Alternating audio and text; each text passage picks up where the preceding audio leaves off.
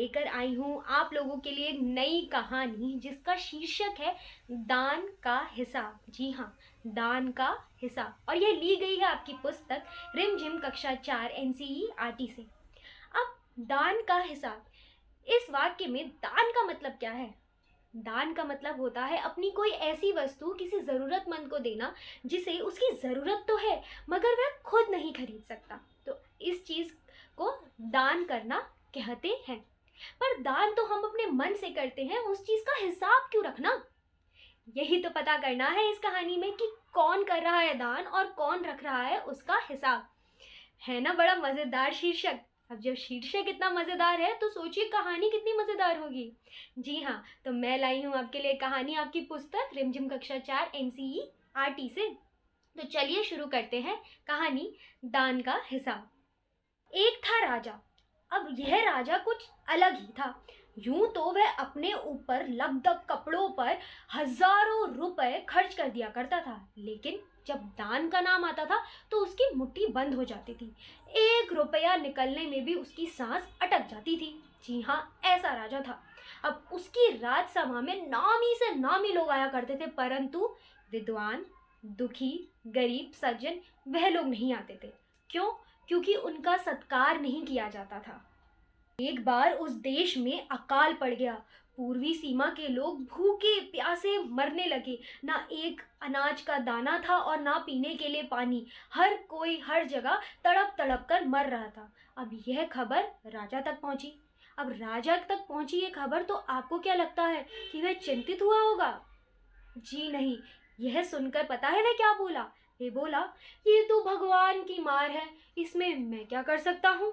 जी हाँ, अपनी प्रजा को मरता हुआ देखकर भी वह बिल्कुल भी चिंतित नहीं हुआ। उसने यह कहा कि इसमें तो मेरा कोई हाथ ही नहीं है।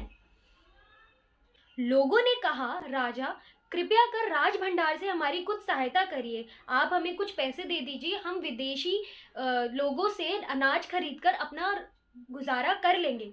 पता है इसमें राजा ने कहा, वाह, यह तो बड़ी ही निराली बात है। आज तुम कह रहे हो कि अकाल आया है तो पैसे दे दो, कल कहोगे कि भूकंप आया है पैसे दे दो, फिर जाकर मैं कहीं सुनूंगा कि उस देश के ना उस जगह के लोग बड़े ही गरीब हैं, कृपया कर पैसे दे दो। अगर ऐसे ही मैं पैसे लुटाता रहा तो मैं ही दिवालिया हो जाऊंगा। अब यह सब सुनकर सभी निराश हो गए और राजसभा से लौट गए। लेकिन ऐसा कहने से क्या अकाल का प्रकोप रुक जाएगा? जी नहीं। मदद ना मिलने की वजह से अकाल का प्रकोप और बढ़ गया। ना जाने कितने ही लोग रोज मर रहे थे। यह सब देखकर भी राजा के मन में जरा सा भी चिंता का भाव नहीं आया। लेकिन लोग क्या करते, वह दोबारा पहुंचे राजसभा यह सोचकर कि शायद राजा कुछ तो मदद कर ही देगा उनकी दशा देखकर। तो वह लोग पहुंचे और उन्होंने राजा से कहा कि राजा कृपया कर हमारी बस 10,000 की मदद कर दीजिए, हम आधा पेट खाकर भी अपना गुजारा कर लेंगे, पर आप कुछ तो मदद कीजिए। यह सुनकर भी राजा के मन में जरा सा भी दया का भाव नहीं आया। उल्टा उसने पता है क्या कहा? उसने कहा, 10,000 रुपए भी तुम्हें क्या कम लग रहे हैं? और अगर इतना ही कष्ट हो रहा है तो फिर जिंदा रहने का फायदा क्या? जी हाँ, उन्होंने ऐसा कहा।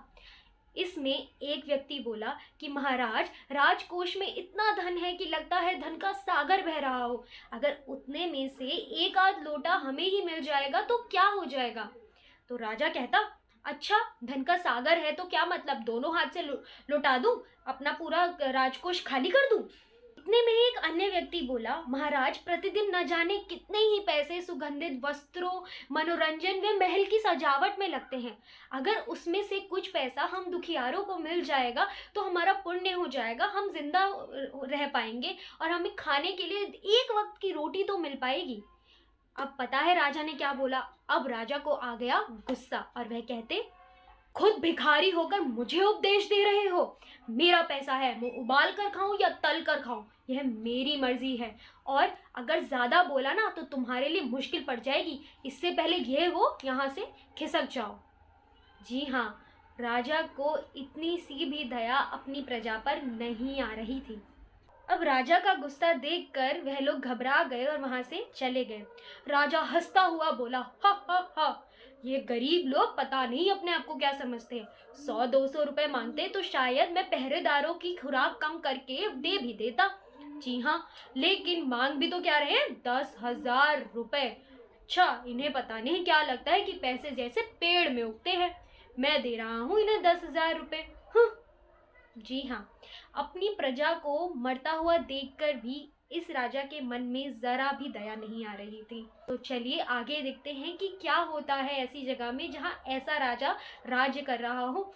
इस बात को 2 दिन बीत गए। 2 दिन बाद न जाने कहाँ से एक बूढ़ा सन्यासी राजसभा में आया।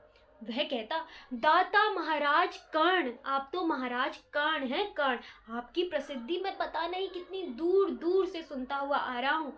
कृपया कर इस सन्यासी की भी इच्छा पूरी करें। अपनी प्रशंसा सुनकर राजा बड़ा ही खुश हो गया। वह सन्यासी से बोला, अच्छा, जरा मैं भी तो सुनूं, क्या चाहिए तुम्हें? अगर थोड़ा कम मांगोगे तो शायद तुम्हें मिल भी जाए। आपको क्या लगता है, क्या राजा सच में कर्ण की तरह दानवीर है? तो फिर सन्यासी ने उन्हें महावीर कर्ण से, जो इतने दानी थे, दानवीर थे, उनसे क्यों तुलना करी? ये हमें पता चलेगा आगे कहानी में। तो चलिए बढ़ते हैं। सन्यासी ने कहा, मैं तो सन्यासी हूँ, मैं अधिक धनराशि का क्या करूँगा? मैं राजकोष से 20 दिन तक प्रतिदिन मामूली भिक्षा लेता रहूँगा, लेकिन मेरे भिक्षा लेने का एक नियम है और वह इस प्रकार है, मैं जितनी धनराशि पहले दिन लूँगा उसका दुगुना मैं दूसरे दिन लूँगा, तीसरे दिन मैं दूसरे दिन का दुगना लूँगा, चौथे दिन मैं तीसरे दिन का दुगना लूँगा और इसी प्रकार मैं 20 दिन तक भिक्षा लूँगा। मेरा यही नियम है भिक्षा लेने का। इससे सुनकर राजा बोले कि तरीका तो मैं समझ गया और नियम भी समझ गया, लेकिन आप मुझे पहले ये बताइए कि आप पहले दिन कितनी राशि लेंगे? 2-4 रुपए लेंगे तो ठीक है, लेकिन अगर आप बोलेंगे कि 20-50 रुपए से शुरुआत करनी है तो फिर तो 20 दिन तक बहुत बड़ी रकम हो जाएगी। सन्यासी हंसते हुए बोला, महाराज मैं लोभी नहीं हूँ, आज मुझे 1 रुपया दे दीजिए और कल से उसका दुगना करते करते यह नियम शुरू कर दीजिए और हुक्म दे दीजिए कि मुझे इसी प्रकार से भिक्षा देनी है। यह सुनकर राजा, मंत्री, दरबारी सभी की जान में जान आई। राजा ने भी हुक्म दे दिया कि जिस प्रकार सन्यासी ने भिक्षा मांगी है उसी प्रकार राजकोष से 20 दिन तक उनके नियम अनुसार उन्हें भिक्षा दी जाए। राजा के आदेश अनुसार राजभंडारी ने भी भिक्षा देना शुरू कर दिया और इसी प्रकार 2 दिन बीते, 1 हफ्ता बीता, 2 सप्ताह बीतने के बाद राजभंडारी ने जब देखा, उन्हें मालूम लगा कि राजभंडार में से तो काफी धनराशि निकलती चली जा रही है। उन्हें महसूस हुआ कि राजा तो कभी भी इतना दान करते ही नहीं है, तो वह धनराशि जा कहाँ रही है? यह बात राजभंडारी ने मंत्री को बताई। मंत्री ने भी देखा कि हाँ, पैसे तो बहुत निकल रहे हैं और राजा कभी भी इतना दान करते नहीं हैं। लेकिन उन्होंने सोचा कि अब राजा की बात कैसे टाली जा सकती है, तो उन्होंने ये बात हटा दी, सोचने बंद कर दिया और दान देना चालू रखा। उन्होंने यह सोचा कि राजा की बात टाल नहीं सकते हैं, इसलिए उन्होंने राजा तक ये बात नहीं पहुंचाई। अब कुछ दिनों बाद जब राजभंडारी ने फिर से हिसाब किया तो उसका चेहरा फीका पड़ गया और हाथ पैर ढीले हो गए। वह भागता हुआ मंत्री के पास पहुंचा और उसे कहा कि अरे देखो कितना ज़्यादा पैसा निकलता जा रहा है। मंत्री ने हिसाब देखा तो वह उसका चेहरा भी फीका पड़ गया और उसके होश उड़ गए। उन्होंने राजभंडारी से पूछा कि अगर अभी से इतना पैसा निकल रहा है तो 20 दिनों के अंत में कितना पैसा निकल जाएगा? तो राजभंडारी ने बोला कि मैंने 20 दिनों का हिसाब अभी नहीं किया है। तो मंत्री ने बोला कि अरे तो जल्दी बैठो और पहले हिसाब करो कि 20 दिनों में हम इस सन्यासी को कितना पैसा दे रहे हैं। यह सुनकर भंडारी हिसाब करने बैठ गया। मंत्री भी अपने हाथ में बर्फ की पट्टी लिए और अपने मुंह पर पंखा करते हुए बैठ गया। दोनों ही बड़े परेशान थे। कुछ ही देर में भंडारी ने हिसाब कर लिया तो मंत्री ने पूछा, कुल कितना पैसा हुआ? तो भंडारी ने हाथ जोड़ा और कहा, महाराज 10,48,575 रुपये। और यह सुनकर दोनों के होश उड़ गए। मंत्री यह बात सुनकर गुस्से से गुर्राया कि तुम मजाक कर रहे हो ना? तो भंडारी ने बोला, महाराज यह लीजिए कागज़, आप खुद हिसाब पढ़ लीजिए, मैं मजाक नहीं कर रहा। मंत्री ने कहा, अगर हम इतने पैसे सन्यासी को दे देंगे तो हमारा राजकोष खाली हो जाएगा। तो भंडारी ने बोला कि इसमें अब मैं कुछ नहीं कर सकता। यह सुनकर मंत्री को चक्कर आ गए। बड़ी ही मुश्किलों से उसे उठाकर राजा के पास ले जाया गया। राजा ने मंत्री को हक्का बक्का देखा तो वह पूछा, अरे तुम्हें क्या हो गया? तो उसने राजा को यह बताया कि महाराज, हमारा राजकोष खाली होने वाला है। अब यह सुनकर राजा को बड़ा ही गुस्सा आया, क्योंकि पूरी दुनिया में सबसे अधिक प्रेम उन्हें किससे है? धन से। और वही जा रहा है, जा ही नहीं रहा, खत्म होने वाला है। जी हाँ। अब यह सुनकर राजा भी थोड़ा हकबकाया और बोला, कैसे, ये खत्म कैसे हो रहा है हमारा धन? तो मंत्री ने कहा, जो आपने हुक्म दिया है सन्यासी को भिक्षा देने का, उसी वजह से हमारा सारा राजकोष खत्म होने वाला है।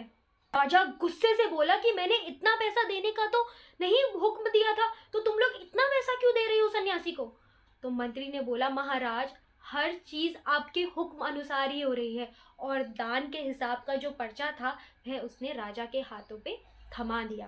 राजा ने 1 बार पढ़ा, 2 बार पढ़ा, 3 बार पढ़ा, पढ़ता ही चला गया, मगर कोई गलती नहीं निकली। जी हाँ, उतनी धनराशि सन्यासी को जा रही थी। और यह देखकर पता है राजा को क्या हुआ? राजा को चक्कर आ गए और वह धड़ाम से गिर गया।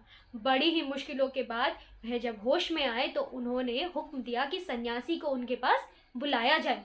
जैसे ही सन्यासी राजसभा में पहुंचे, राजा रोते हुए उनके पैरों में गिर गए और बोले, दुहाई है सन्यासी महाराज, मुझे इस तरीके से जान माल से मत मारिए। आप किसी भी तरीके से एक दूसरा समझौता कर लीजिए और मुझे इस वचन से मुक्त कीजिए।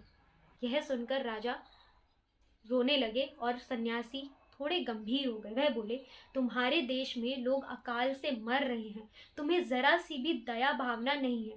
अब मुझे तुम 50,000 रुपये दो उन अकाल पीड़ितों की मदद करने के लिए। अगर तुम वह मुझे दे देते हो तो मैं समझूंगा मुझे मेरी भिक्षा मिल गई। इस पर राजा कहता है कि महाराज, लेकिन वह लोग तो सिर्फ 10,000 रुपये मांग रहे थे।